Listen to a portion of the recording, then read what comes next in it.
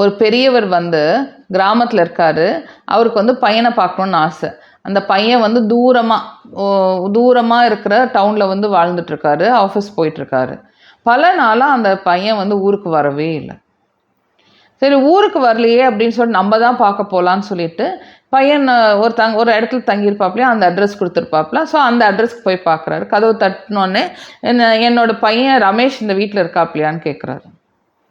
அவர் உள்ளே இருந்து வந்தவர், இல்லைங்க ரமேஷ் இங்கே யாருமே இல்லையே, நான் இந்த வீட்டுக்கு குடி வந்து 6 மாதம் ஆகுது, எனக்கு யார் இதுக்கு முன்னாடி இருந்தாங்கன்னு தெரியாது, எனக்கு ரமேஷுங்கிற யாரும் தெரியாதுன்னொடனே இந்த அப்பாவுக்கு வந்து ஒரு மாதிரி அப்செட் ஆயிடுது. ஐயோ என்னாச்சு, பையன் ஒன்றுமே இன்ஃபார்ம் பண்ணலையே அப்படின்னு சொல்லிட்டு இப்படி யோசனை பண்ணி நிற்கும்போது அந்த பக்கத்துலேருந்து இன்னொரு லேடி வந்து, நீங்கள் ரமேஷோட அப்பாவான்னு கேட்குறாரு. ஆமாம்மா, நான் வந்து ரமேஷோட அப்பா தான். ரமேஷ் எங்கே இருக்கான்னு தெரியுமா? இங்கே தான் ரமேஷ் இருந்தாப்புல, இப்போ ரமேஷ் இங்கே இல்லை. எங்கே இருக்காப்புலன்னு தெரியுமா? நான் ரமேஷை பார்க்க வந்திருக்கேன்னு சொன்னோன்னே, எனக்கு வந்து இப்போ ரமேஷ் வந்து எங்கே இருக்காங்கன்னு தெரியாது, ஆனால் ரமேஷோட ஆஃபீஸ் அட்ரஸ் என்கிட்ட இருக்குது, இந்தாங்க அப்படின்னு சொல்லிட்டு அந்த ஆஃபீஸ் அட்ரஸ் எழுதி அந்த அம்மா கொடுக்குறாங்க. ஸோ இவர் என்ன பண்ணுறாரு, அந்த ஆஃபீஸ் அட்ரஸ் வாங்கிட்டு இவர் வந்து அந்த அட்ரஸ் உள்ள இடத்துக்கு போகிறாரு. போனோடனே ரிசப்ஷனிஸ்ட் கிட்ட, நான் வந்து ரமேஷோட அப்பா வந்திருக்கேன், நான் ரமேஷை பார்க்கணும் அப்படின்னு சொன்னோடனே அந்த பொண்ணு வந்து, சரிங்க சார் நீங்கள் வெயிட் பண்ணுங்கள், நான் வந்து போய் ரமேஷை கூட்டிகிட்டு வரேன் அப்படின்னு சொல்லுது. அப்புறம் இந்த பொண்ணு போய் கொஞ்ச நேரம் கழித்து போய் ரமேஷ் ஆஃபீஸில் இருந்தாப்புல ரமேஷ்கிட்ட வந்து, உங்களை பார்க்க ஒரு பெரியவர் வந்திருக்காரு அப்படின்னு அந்த பொண்ணு சொல்லுது. அப்புறம் இவர் வந்து என்ன பண்ணுறாரு, வீடியோவில் பார்த்துட்டு, ஓ எங்கள் அப்பா வந்திருக்காங்க, உடனே கூட்டிகிட்டு வா அப்படின்னு சொன்னோடனே ரிசப்ஷனிஸ்ட் போய் அந்த அப்பாவை கூட்டிகிட்டு வந்து அவங்க ஆஃபீஸ் ரூமில் விட்டுருது. ஸோ பார்த்தோடனே 2 பேரும் அப்பாவுக்கும் எனக்கும் ஒரே சந்தோஷம், கட்டி பிடிச்சிக்கிறாங்க. அப்புறம் வந்து அப்படியே 2 பேருக்கும் கண்ணில் தண்ணி வருது. ஏன்னா அவங்க கிட்டத்தட்ட ரொம்ப நாள், ஒரு 7-8 மாதம் கழித்து பார்க்குறாங்க. நடுவில் பெருசாக ஒன்றும் ஃபோனும் பண்ணல, எதுவும் பண்ணல. அதனால் ஒரு ரொம்ப நெகிழ்ச்சியாக இருந்தது. அப்புறம் உட்காந்து 2 பேரும் ரொம்ப நேரம் பேசிகிட்டு இருந்தாங்க.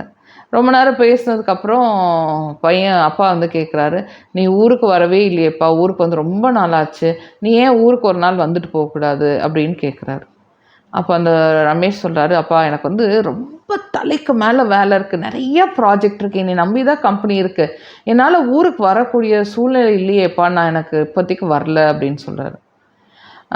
இல்லைப்பா நீ ஊருக்கு வரணும்னு ரொம்ப ஆசைப்பட்றேன்னா, இல்லைப்பா நீங்கள் வந்து என்னோடய இடத்துல நீங்கள் என்னையே புரிஞ்சுக்கோங்க, நான் ரொம்ப கஷ்டப்பட்டு வேலை செஞ்சிட்ருக்கேன், நான் வந்து விட்டுட்டு என்னால் வர முடியாதுங்கப்பா, நான் வரேன், அப்புறம் பார்த்துக்கலாம் அப்படின்னு சொல்லிட்டு பையன் வந்து ஊருக்கு வரேன்னு சொல்லி எந்த அஷூரன்ஸும் கொடுக்கல.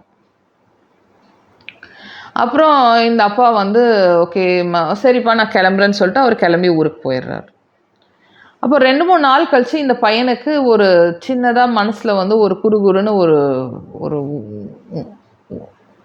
ஒரு உறுத்திட்டு இருந்துச்சு. ஓகே அப்பா வந்து இவ்வளோ கூப்பிட்ருக்காங்க, நம்ம போகல, நம்ம பரவாயில்ல, நம்ம வந்து லீவ் சொல்லிட்டு போகலாம் அப்படின்னு சொல்லிட்டு அவர் வந்து அப்படியே லீவ் சொல்லிவிட்டு ஒரு லாங் ட்ரைவ் போகிறாரு. போனோடனே அவங்க கிராமம் வந்துடுது.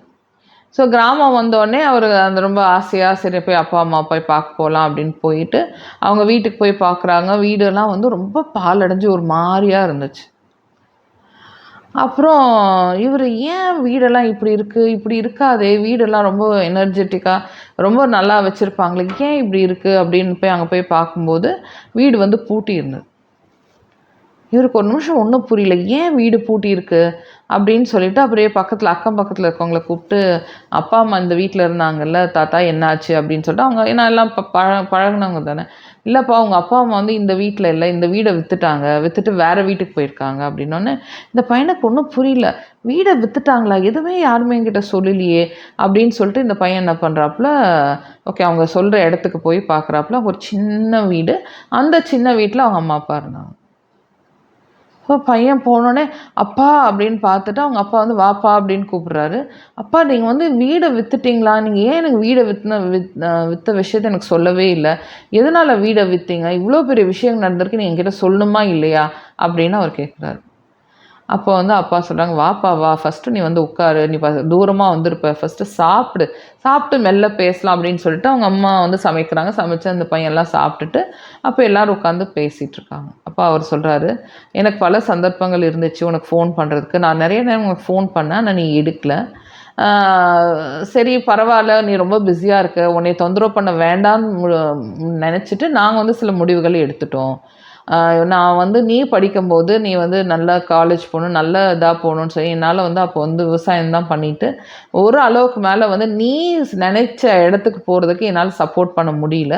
அதனால நான் வந்து லோன் எடுத்து கொடுத்தேன். அந்த லோனை வந்து கட்டுறதுக்கு நாங்கள் ரொம்ப பாடுபட்டோம். ஏன்னா நீ வந்து வெளிநாட்டில் தான் படிக்கணும்னு சொன்ன, இப்படி தான் இருக்கணும்னு சொன்ன. அதனால நாங்கள் வந்து எடுத்து கொடுத்தோம். அதுக்கப்புறமே நீ படித்து முடிச்சுட்டு வந்து நீ வேலைக்கு போனதுக்கப்புறம் நீ வந்து ஒரு நல்ல கார் வேணும், இந்த கார் தான் வேணும்னு நீ கேட்ட. சரி எங்களுக்கு ஒரே பையன் தான், உனக்கு செய்யாமல் யாருக்கு செய்ய போகிறோன்னு சொல்லிட்டு நாங்கள் திருப்பி லோன் எடுத்தோம். அதையும் எங்களால் கட்ட முடியல. சரி எங்களுக்கும் காலம் கடந்துருச்சு. இன்னுமே நான் வந்து கடனை கட்டி ரொம்ப கஷ்டப்பட்டு வேலை செய்ய ரொம்ப கஷ்டமாக இருந்தது. அதனால் சரி வீடு என்ன பண்ணுறோம், நீ உனக்கு வரப்போகிற வீடு தான், சரி பரவாயில்ல இந்த வீட்டை நம்பி தான் நம்ம லோன் எடுத்தோம், இந்த வீடை வித்துடலாம் அப்படின்னு சொல்லிட்டு நான் வீடை விற்றுட்டு கடன்லாம் கட்டிட்டேன்ப்பா, நான் வந்து இப்போ சந்தோஷமாக இருக்கேன் அப்படின்னு சொல்கிறாப்புல. அப்போ இந்த பையன் சொல்கிறாப்புல, அப்பா இவ்வளோ விஷயங்கள் நடந்திருக்கு, லோன் இருக்குன்னு சொல்லி தான் நான் அடைச்சிருப்பேன்ல அப்படின்னதுக்கு, இல்லைப்பா உனக்கு நீ உனக்கே நேரம் பேசுகிற கூட நேரம் நீ இது இருக்க, இதெல்லாம் சொல்லி ஏன் தொந்தரவு பண்ணு நான் செய்யலை அப்படிங்கிறாப்புல. ஸோ பையன் வந்து ரொம்ப மனசு கஷ்டப்படுறான். இந்த கதையில் நமக்கு என்ன தெரியுது அப்படின்னு பார்த்தீங்கன்னா, பேரண்ட்ஸ் வந்து பசங்களுக்கு வந்து எல்லாம் பண்ணணும்னு நினைக்கிறாங்க, தப்பு இல்லை. ஆனால் பேரண்ட்ஸ்க்கு பையன் வந்து டைம் ஒதுக்கவே இல்லை. ஓகேயா, நான் என்ன சொல்ல வந்து கொஞ்சிறதுக்கோ இதுக்கோ வேண்டாம். ஆனால் பேரண்ட்ஸ் என்ன பண்ணியிருக்காங்க, அவங்க கடைசி காலத்தில் அவங்களுக்கு இருந்த ஒரு சொத்தை அந்த வீடை விற்று தான் அந்த பையனை கொடுக்குறாங்க.